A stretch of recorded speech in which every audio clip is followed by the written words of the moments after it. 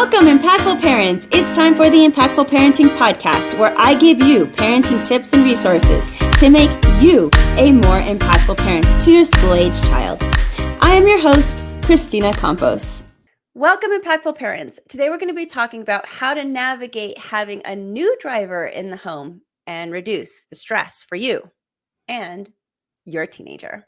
Hello, my name is Christina Campos. I'm founder of the Impactful Parent, and I help parents of school-age children who want to be one step ahead of their kid to turn their chaos into connection with their adolescent. I'm a mom of four, a teacher that has taught every grade from preschool through high school, and today I help moms and dads like yourself to navigate that exhausting, confusing, frustrating, but rewarding world of parenting. Welcome to the Impactful Parent. Today I have a special guest. His name is Nigel Tunnacliffe. And Nigel is a parent, a driving instructor, and founder and CEO of Coastline Academy, which is the largest driving school in the country. Now, Coastline has taught more than 250,000 students to be safe and confident drivers for life. And I'm happy to have Nigel on the show today to give us some guidance on how to train our kids to drive without the yelling and white knuckles on our dashboard. So thank you for being here today, Nigel.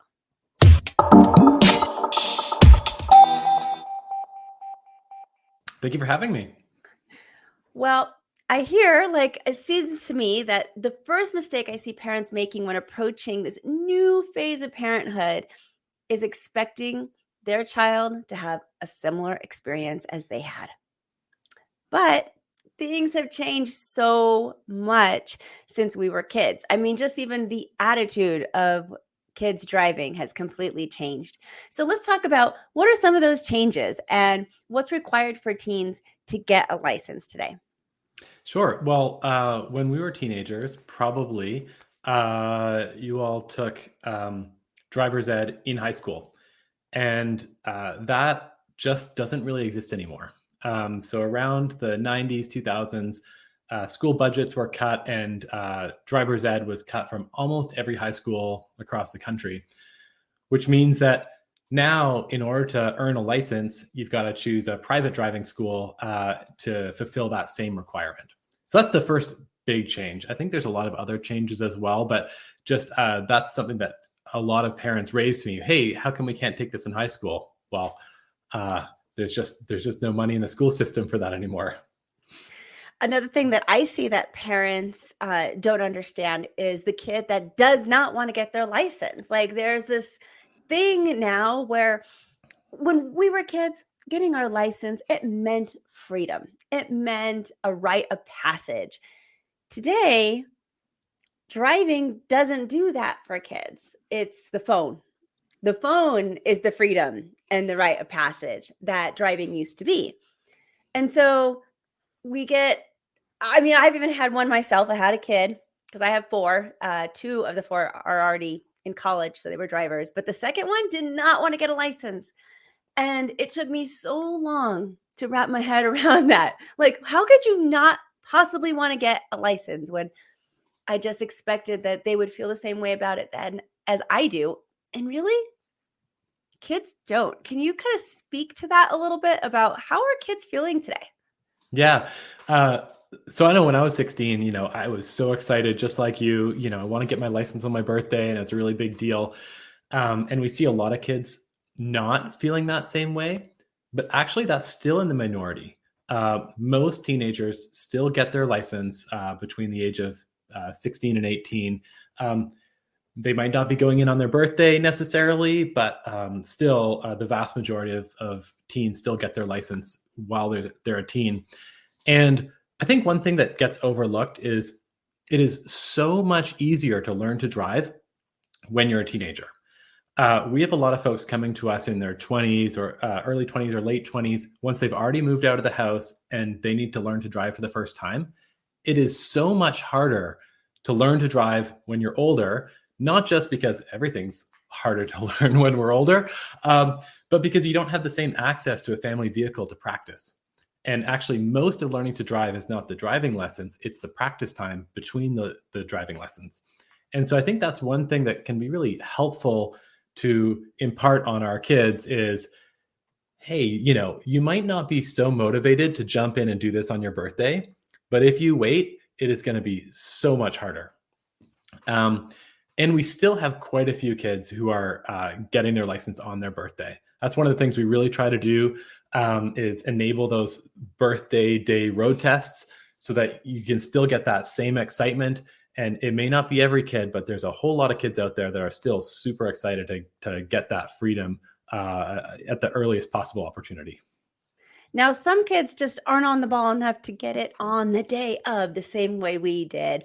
And I'm assuming that's for a variety of reasons and just more requirements that are needed today. Can you talk to us about why? Why is that? Why can't they just get their license on their 16th birthday the way that we used to? Yeah, well, I think part of the reason is that it takes more steps that you have to initiate yourself. So when we were kids and you just get taught driver's ed in high school and you fulfilled that requirement, and now it's just about actually going and taking the test on your birthday. Now you've got to go through a few steps, but it's not that hard. You just need to kind of take that initiative. So the first step is you've got to sign up for driver's ed. Now, most states, you can do this online. Some states, you still have to do it in a classroom. And so you'll find a driving school like Coastline Academy or a well-reviewed school in your area. And it's typically about a 30-hour course. So you've got to plan out that time, but usually you can do it online. And you got to go through all of those steps of completing that course. Then you got to take a test. Usually that's at a DMV. So you've got to sign up in advance. You don't want to be sitting there and waiting for 3 hours for a same-day appointment. Plan that in advance. And once you've taken that written test and you get your permit, that's when driving lessons start. So you want to take at least 6 hours of driving lessons, which is the minimum required in almost every state. We recommend 10 hours. And in between every lesson, you got to be practice with your folks. So as parents, that's one of the things that we need to be really prepared for. Is it's not that you sign up your kid for driving school and then they take care of everything, because actually you've got to spend about 50 hours in the car with your new driver, helping them sort of reinforce those skills that they were taught in their driving lessons. So that brings me to, what's the role that parents play in learning to drive this process with the new driver? Yeah, so I think the number one role is you need to model good driving behavior.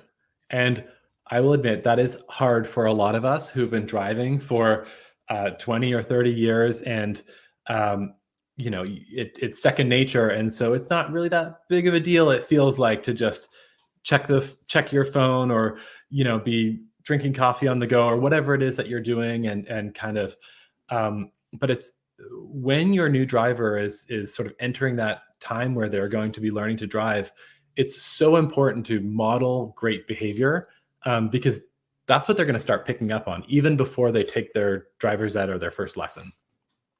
The second thing is, sorry, go ahead. No, that role modeling behavior, it's tough. And I think that's another mistake I see a lot of parents making, is that they take the stance of do what I say and not as I do. But really, that's much crap. It never works. The kids are going to do exactly what you do. So if you're on the phone while you're trying to talk, or talking on the phone while you're driving, or answering phone calls while you're driving, or looking things up, or using MapQuest, all that trickles down. it just does. Absolutely. So that's number one. Number two is once your teen starts taking driving lessons, especially in those first few weeks, it's not that you now suddenly have a private driver that's going to take you around from place to place and you're just kind of sitting in the passenger seat being transported. At the beginning, that practice time between lessons needs to be a focused practice experience, just like they're practicing an instrument or training for a sport. You learn a few skills in your first lesson, and then you need to reinforce those skills. That means driving slowly around the neighborhood, going to stop signs and making left and right turns and parking. And that means you're probably not going to make it to Safeway, because that's going to involve traffic lights, multi-lane streets, and more advanced driving. And we don't want to take them there until they've actually been taught those skills in their driving lessons. So that's sort of the second thing. I'm going to stop you for a second, because that brings Yeah. me to, that would mean that as a parent, it's my responsibility to know what's in the lesson that they're doing right now. So I have to know that. Like, what do I ask the driving school what the lesson is that day, or is that something we're participating together? How does that work? Yeah, absolutely. So any great driving school should be very communicative with the parents, because this is a collaborative experience, right? So at Coastline, at the beginning of every lesson, we try to talk to the parents and understand, what practice has been happening already, where is the student at as they're heading into that lesson. And then after every lesson, we send a lesson report showing what skills were worked on, how they're progressing along those skills, and what they should be really focused on working on next. And then as a parent, you take that away and say, okay, we've really got to work on lane positioning. So that doesn't mean driving to Safeway. That means let's spend 20 to 30 minutes driving around our neighborhood working on lane positioning. And guess what? As a parent, that is a whole lot easier than white knuckling and yelling as you're navigating some experience that your teen is going through for the first time, because you're just building on and reinforcing what they've already been taught. Mm-hmm. Yeah, that makes sense. And I love that you're giving parents what they do. So we don't have to sit there and listen or ask our teen, even worse, like, what did you learn today? Because who knows how accurate that is. So yeah, how was your lesson today? Oh, it's good. Yeah, exactly. That's what we're going to get. So, and it also sounds like, right off the get-go, this is a time commitment for parents to teach your child how to drive. And I think we got to get into that frame of mind now when they're like 14. So we're preparing ourselves for that. And gone are the days where, we just kind of let we outsource that. Somebody else is going to teach our kid. This sounds like it's a commitment. And with commitment, that comes some responsibility. Like, now we got to time management this. When are we going to fit it into our schedule? Yeah, this is a little bit more complicated than I think some people realize. Yeah, especially at the beginning. And so one of the things that we do at Coastline Academy is we do home pickups. So you don't have to take your kid to the driving school and wait for 2 hours or whatnot. We'll come and pick them up. So that kind of helps fit it into your busy schedule. But that practice time is so important. And once you're a month in or so, maybe 6 weeks in, depending on the pacing of lessons, that's when you can start to use your new driver as transportation, because they will have learned all of the key skills in order to navigate through your neighborhood into the sort of light commercial areas where you're dealing with traffic lights and lane changes and parallel parking and that kind of thing. And then you can actually just have them drive your family errands with you as a passenger in order to kind of build those hours in. And that becomes a lot easier. You still have to be focused. You still have to work with them to kind of build those skills, and your own, do your own work to stay calm through the process and react as you need them to react, and maybe not what you're feeling inside when they come a little too close to a parked car or something like that. But it gets easier as long as you're ready to kind of make that commitment up front at the beginning of the process. So when teens learn to drive, this is so stressful for parents. So many anxieties and worries come up. We go into this season of our parenthood with really big fears. So what is your best advice for parents experiencing this kind of anxiety? How should parents manage the stress that's going to be involved with this? Yeah, it's well, one thing to keep in mind is it's not just stressful for you. This is also stressful for your new driver. Just think about the number of things that a teenager learns from zero as a teenager. It's almost nothing, right? If you have a volleyball player in your house, they will have played volleyball for the first time when they were a kid. Or if they're learning an instrument, they're probably not picking up the trumpet as a 16-year-old and trying it for the first time. They will have worked over a few years. And so any brand new skill comes with some stress, some anxiety about, oh, am I going to be good at this? Can I be a driver? Maybe I'm just going to be terrible. And also there's some real risk involved. And so I think starting with a point of, from a standpoint of empathy and knowing that, hey, this is hard for you, but this is also really hard for your teen. And so kind of putting yourself in their shoes and being supportive of them as they're navigating that stress and anxiety. And then for yourself, just remember, this is just one little step at a time. You start with helping them learn the theory as they take their driver's ed course. Then you help them get driving lessons and support with the sort of the simple practice and repetition to help them build those skills.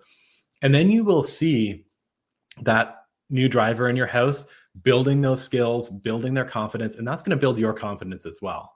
So by the time you get to the point where they're getting licensed and you're handing over the keys and setting rules and boundaries and safe alternatives for driving on their own, you can have a lot more confidence in their decision making because you've sat in that car with them hour after hour through their practice and you've seen them develop and demonstrate those skills.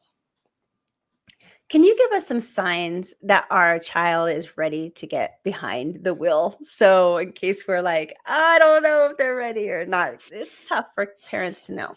Yeah. Well, first of all, just getting behind the wheel with like in a lesson environment and in a practice environment, that can come early than maybe you think, because this is a whole process. And just because you start that process when they're 15 and a half doesn't mean it needs to end when they're 16. If that new driver needs more time, you can stretch that process out. You know, your permit in most states is good for a year. You can just renew it, right? So you don't need to be making this decision before they get into the car for the first time to say, okay, you're ready to be a driver, go. It's a process. And so I think at that initial stage, it's just about, demonstrating sort of basic responsibility. And are they being responsible in other areas of their life where you can progressively provide this new responsibility and freedom? And then it's a transition all the way through to when they're ready to go and take their test to earn their license.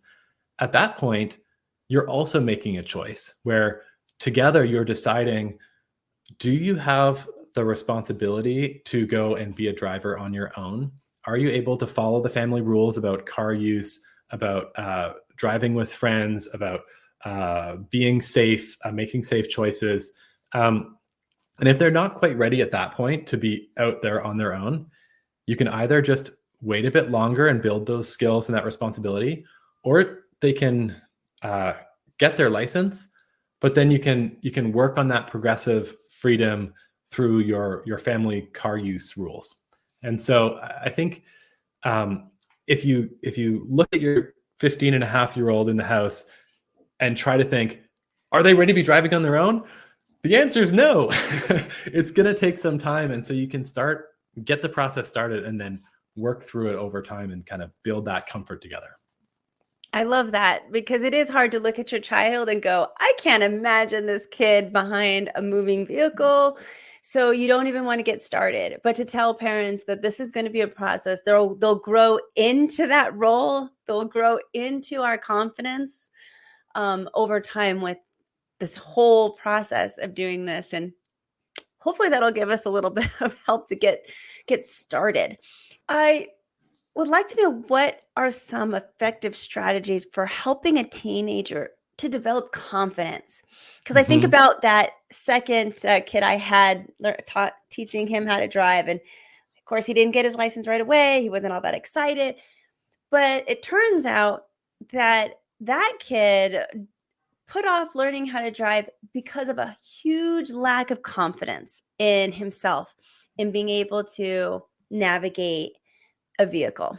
I mean, it just really came down to that. I was actually shocked to know that the kid didn't have any confidence in himself and how to do this, and was scared, just scared that something was going to happen or out of control. How do How do you help teenagers that are in that sort of position?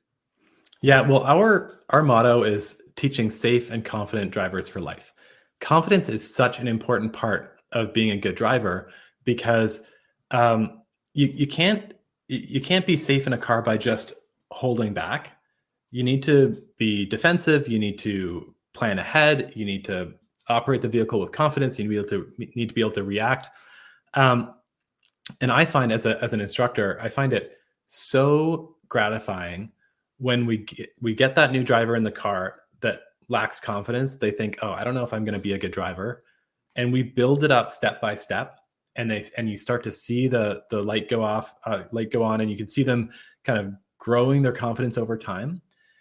And it's like learning any new skill.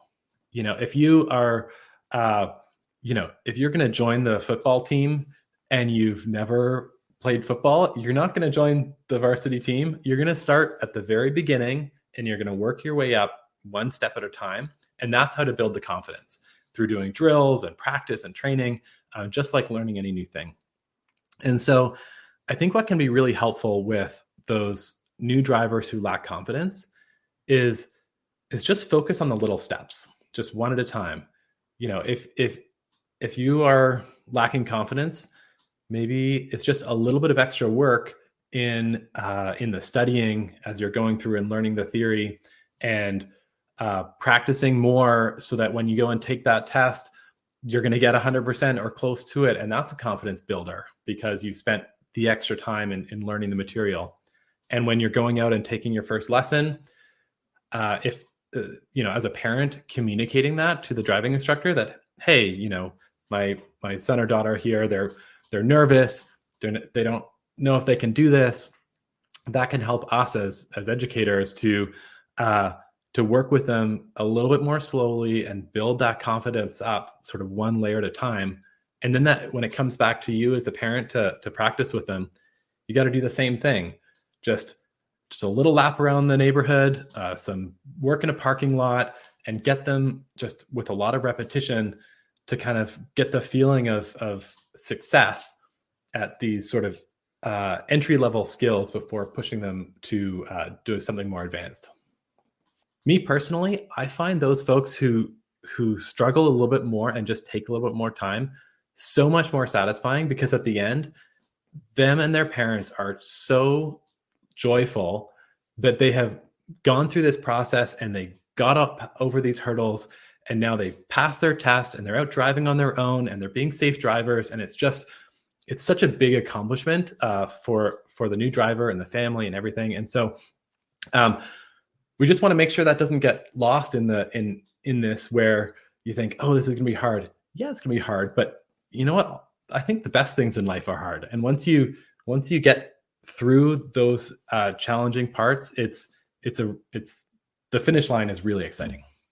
It is exciting and so nice not to have to drive our kids everywhere and have them be helpful instead. It's a new world. It opens up a whole new world of parenting and a different season in where you'll be. So yes, it's awesome. And tell me more about Coastline.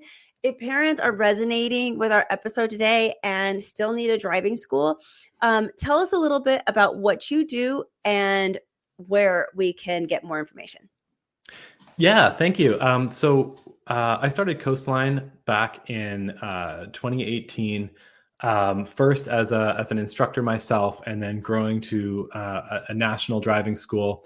And it's been a really exciting journey, and it's so exciting for me to share the learning to drive experience with so many new drivers across the country.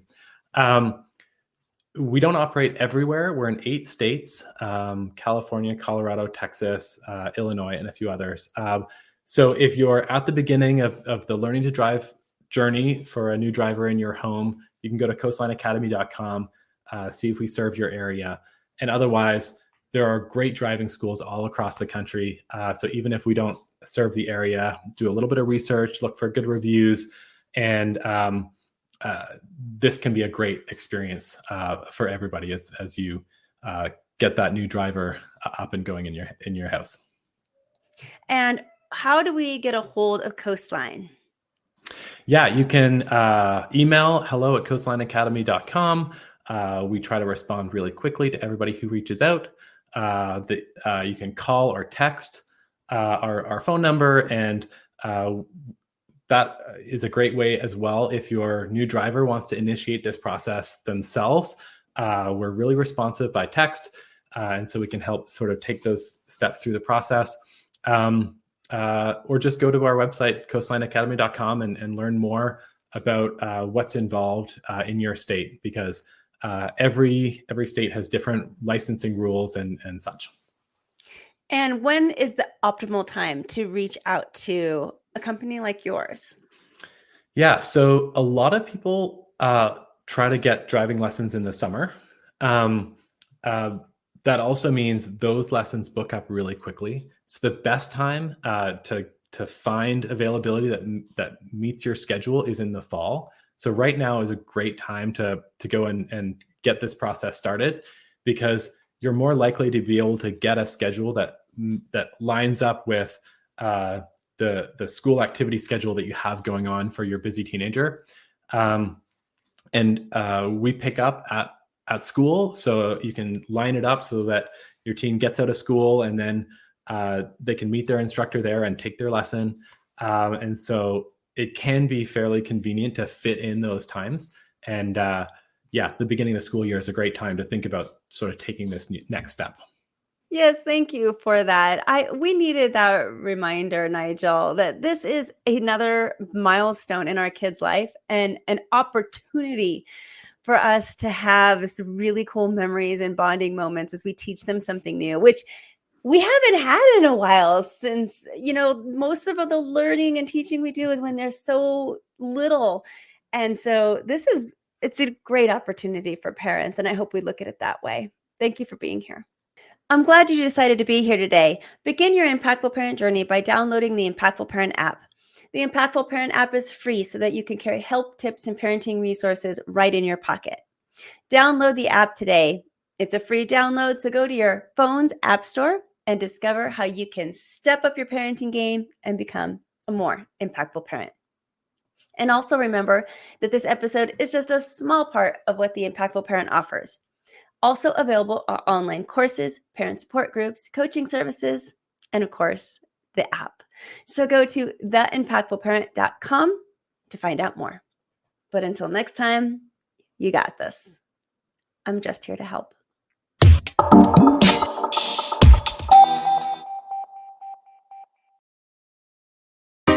Thank you for listening today. Remember to subscribe and share this podcast with a friend. And don't forget, the Impactful Parenting Podcast is an extension of the Impactful Parent community. Go to the Impactful Parent website and download the free Impactful Parent app so you don't miss a parenting tip that can help you and your family. Thanks for listening today. So go to theimpactfulparent.com and see you next episode.